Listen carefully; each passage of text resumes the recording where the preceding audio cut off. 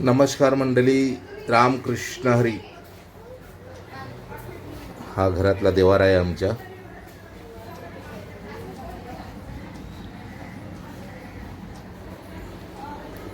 आणि हा धनंजयने आणलेला माऊलीचा फोटो पहा, किती सुंदर. असं वाटतं का माऊली इथेच बसलेली. हा धनंजयने स्वतःच्या हाताने काढलेला भगवान शिवशंकराचा फोटो. हे आहे नर्मदा मैयाचा फोटो. नमामि देवी नर्मदे नर्मदे हर.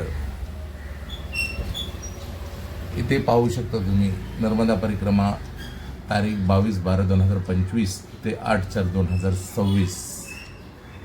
कुमार ह भ प धनंजय रामेश्वर वेटा महाराज ह्याने केलेली ही 4 महिन्याची पायी वारी. व्हिडिओ काढण्याचं कारण की 8 जुलैला माऊलीचं प्रस्थान होतं. 8 जुलैनंतर पायीवारी ही पंढरपूरमध्ये चालत असताना त्याच्यात आम्ही पण होतो दोघेजण.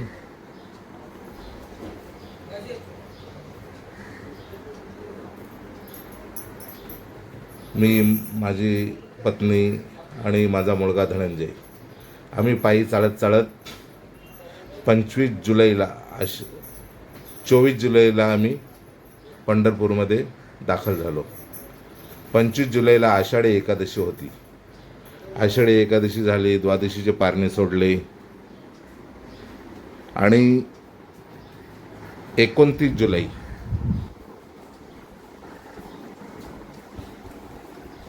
गोपाळकाला होता.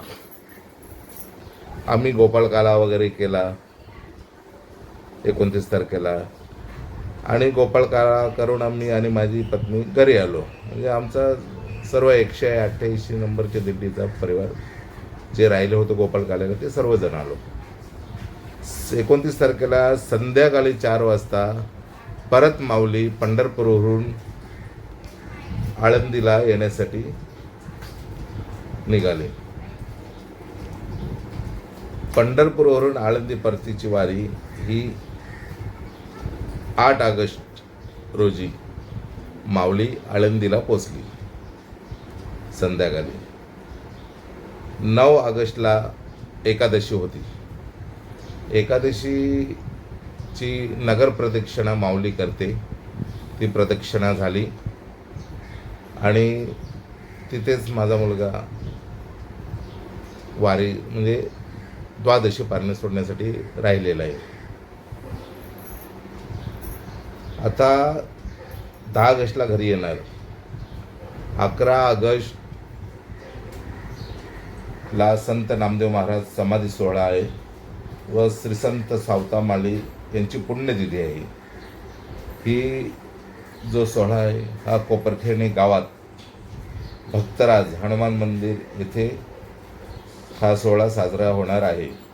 श्री विठ्ठल रखुमाई सेवा वारकरी मंडळ कोपरखेरणे अबप श्री सोपाट महाराज म्हात्रे यांच्या प्रेरणेने हा सोहळा व सर्व भाविक भक्तांच्या, वारकरी मंडळाच्या, हरिपाठ मंडळाच्या यांच्या प्रेरणेने हा सोहळा साजरा होणार आहे. तिथे धनंजयचा पकवाज वाजवण्यासाठी कीर्तनासाठी येणार आहे. आणि कीर्तनकार आहेत श्री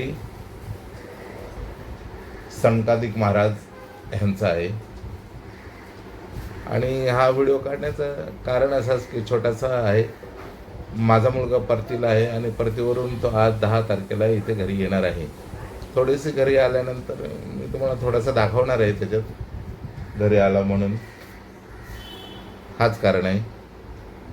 रामकृष्ण हरी. माऊली ज्ञानेश्वर महाराज की जय. संत तुकाराम महाराज की जय. सब संतन की जय. मजे नाही तो हा.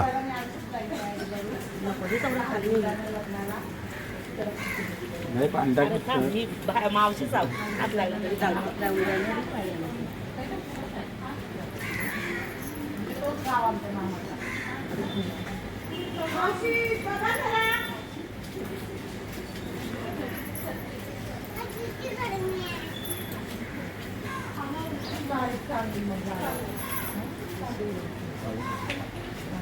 हा ना सगळी. आत्ताच तुम्हाला सांगितल्याप्रमाणे धनंजय महाराज परतीवरून आषाढी वारी करून आळंदीची यात्रा म्हणजे आळंदीहून परतीची माऊलीसोबत आलेला आहे आणि आळंदीहून आताच घरी नुकताच आलेला आहे त्यांचं औक्षण करताना.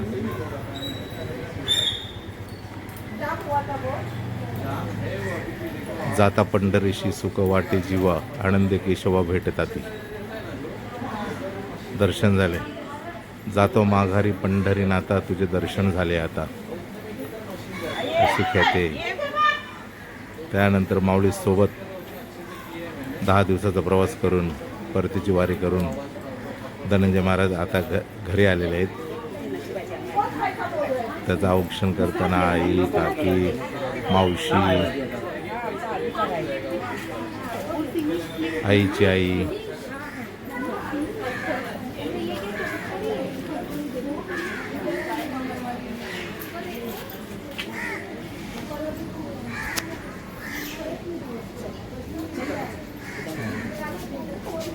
बाळा बाळा हां थांब जरा नाही बरं बोल जरा काय काही नाही थांब थांब थांब. धनंजय महाराज तुम्ही आता आषाढी वारी करून आले परतीची माऊलीच्या सोबत राहिले.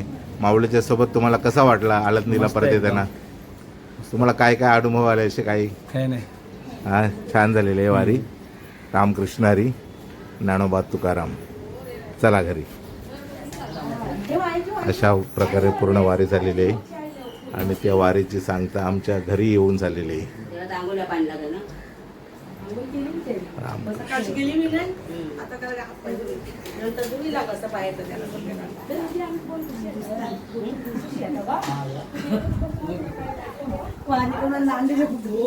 माल कधी आज उपास नाही सोडणार. सोमवार डबा लागतं काय खाऊ लाग.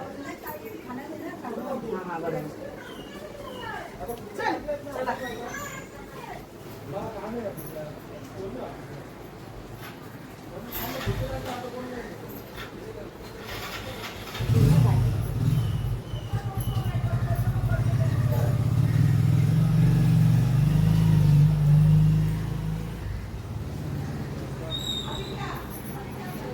रामकृष्ण हरी विठ्ठला पांडुरंग पंढरनाथ.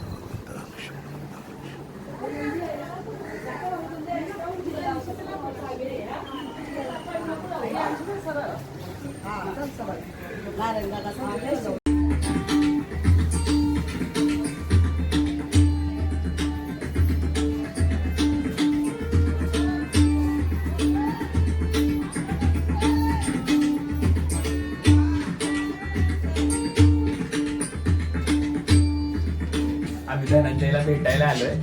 त्यांनी माऊलींसोबत आळंदीची परतीची वारी सुद्धा केली आहे आणि याच्या अगोदर त्यांनी बऱ्याचशा वाऱ्या केल्यात. नर्मदा परिक्रमा त्यांनी पूर्ण केली आहे. तिथून आल्यानंतर पंढरपूरची वारी आणि परत परतीची वारी सुद्धा केली आहे. म्हणजे पंढरपूरच्या वारीला जाताना 18 दिवस लागतात आणि तिथून रिटर्न ती 10 दिवसामध्ये येते. तो जवळपास महिनाभर तो वारी करत होता आणि आता नुकताच आलाय आणि आम्ही त्याला भेटायला आलो.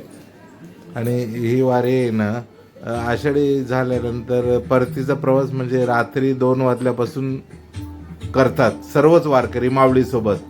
मग रात्री 2 वाजल्यापासून पहाटे 6 वाजेपर्यंत 7 वाजेपर्यंत चालतात. त्याच्यानंतर आराम करतात. आराम केल्यानंतर मग परत 2-3 वाजता 1-2 वाजता किंवा 2-3 वाजता ते निघतात आणि म्हणजे असं दरमजल करत ते आळंदीला पोहोचतात. आणि आज आळंदीहून काल त्यांची एकादशी झाली आणि आज प्रदक्षिणा करून द्वादशीची पारणा सोडून आज घरी आलेला आहे. असं आहे. रामकृष्ण हरी.